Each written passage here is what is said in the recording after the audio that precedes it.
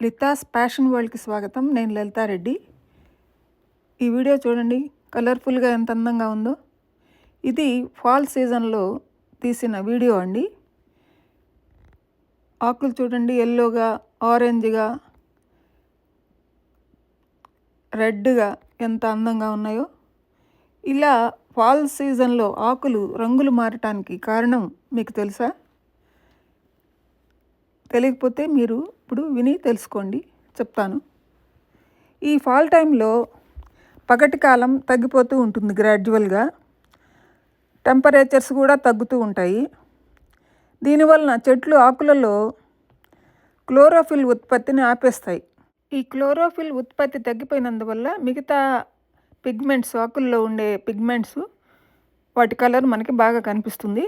వీటిల్లో ముఖ్యంగా కెరోటినాయిడ్స్, ఇవి ఆకులు పసుపు, నారింజ రంగులో ఉండటానికి ఉపయోగపడతాయి. రెండో పిగ్మెంట్ యాంథోసైనిన్స్, ఇవి ఎరుపు, గులాబీ రంగుని ఇస్తాయి. ఇంకా మూడవ రకం టానిన్స్, వీటి వలన ఆకులు గోధుమ రంగులో ఉంటాయి. ఇలా రంగులు మారిపోయిన తర్వాత నీటి కొరతను తట్టుకోవడానికి చెట్లు ఆకులను రాలుస్తాయి. కానీ కొన్ని మొక్కలు, పైన్, స్ప్రూస్ వంటి మొక్కలు శీతాకాలంలో కూడా ఆకులు రాల్చకుండా పచ్చగా ఉంటాయి. ఎందువల్లంటే వీటికి ఆకులు నీడిల్స్ లాగా ఉంటాయి. ఇంకా ఆకుల పైన, కాండం మీద కూడా ఒక వ్యాక్స్ కోటింగ్ లాంటిది ఉంటుంది. దానివలన అవి చలికి తట్టుకోగలుగుతాయి. ఆకులు కూడా గ్రీన్గా ఉంటాయి. క్లోరోఫిల్ ఆకుల్లో ఉంటుంది. అవి ఫోటోసింథసిస్ చేసుకొని ఫుడ్ని తయారు చేసుకుంటాయి. అందువల్ల ఇవి ఆకులు రాలిపోవు.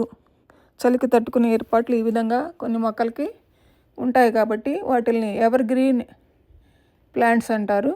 అలా చలికాలంలో కూడా కొన్ని మొక్కలు గ్రీన్గా చక్కగా ఉండిపోతాయి. మధ్య మధ్యలో ఈ కలర్ ప్లాంట్స్ ఉంటాయి.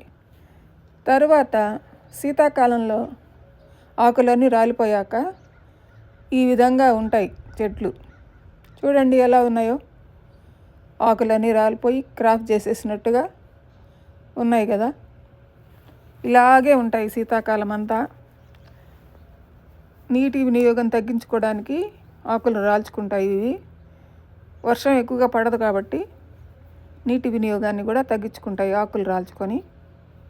అదనమాట వీటి ఆకులు చెట్లు సంగతి. తర్వాత మంచు ఎక్కువైపోయినప్పుడు ఈ విధంగా రోడ్డు మీద, చెట్ల మీద, ఎక్కడ పడితే అక్కడ మంచు ఈ విధంగా పడిపోయి ఉంటుంది. రోడ్డు మీద అయితే మంచుని క్లీన్ చేయడానికి ఒక బండి వచ్చి క్లీన్ చేసిపోతుంటుంది. కానీ చెట్ల మీద ఉండే మంచు, పక్కన ఉండే మంచు మాత్రం అలాగే ఉండిపోతుంది. రోజుల తరబడి మంచు కురిస్తే మాత్రం ఒక్కొక్కసారి 2-3 అడుగుల ఎత్తు వరకు మంచు పేరుకొని పోతుంది అనమాట. ఆ మంచు మీద నడవాలంటే కూడా కష్టంగానే ఉంటుంది.